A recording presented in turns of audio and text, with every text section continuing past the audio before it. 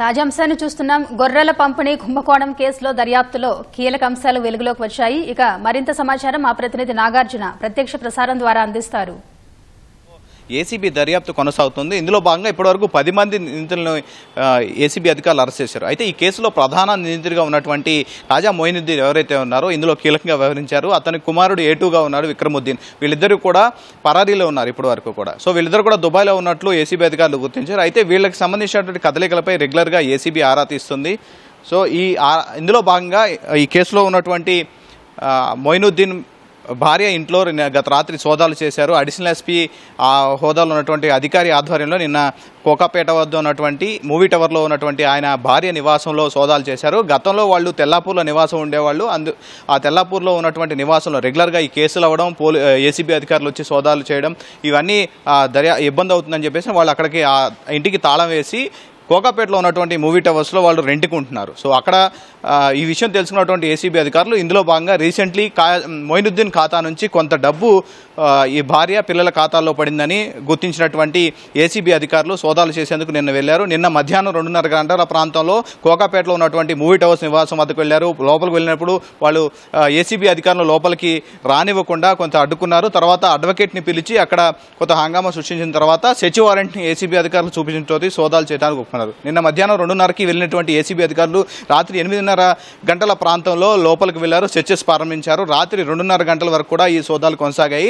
వాళ్ళు ఇచ్చినటువంటి సమాచారం ఆధారంగా తెల్లాపూర్లో ఉన్నటువంటి మొయినుద్దీన్ నివాసం ఏదైతే ఉందో అక్కడ ఉన్నటువంటి 2 కార్లను ఏసీబీ అధికారులు సీజ్ చేశారు. వాటిని బంజారాహిల్స్లో ఉన్నటువంటి ప్రధాన కార్యాలయానికి తీసుకొచ్చారు. దాంతోపాటుగా వీళ్ళ బ్యాంకు ఖాతాలకు సంబంధించినటువంటి స్టేట్మెంట్లు కూడా స్వాధీనం చేసుకున్నట్లుగా తెలుస్తోంది.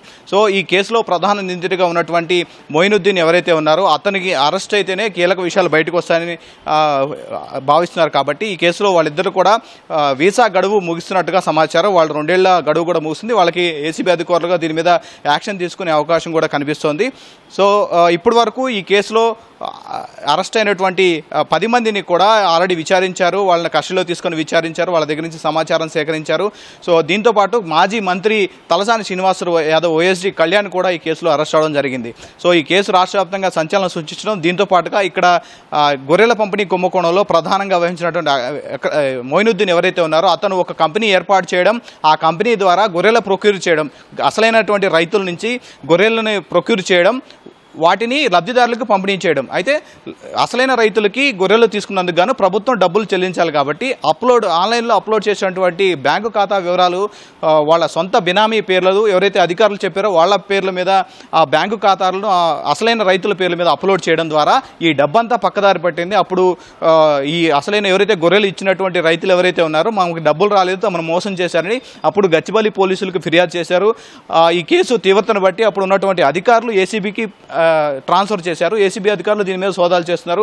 సో జాయింట్ డైరెక్టర్ ఆధ్వర్యంలో ఈ కేసు దర్యాప్తు అంతా కొనసాగుతుంది. మరోవైపు ఇందులో నగదంతా కూడా విదేశాలకు పోయిందని చెప్పేసి కొంత మనీ లాండరింగ్ జరిగిందొచ్చని భావించినటువంటి ఈడీ కూడా ఇందులో ఇన్వాల్వ్ అయ్యింది.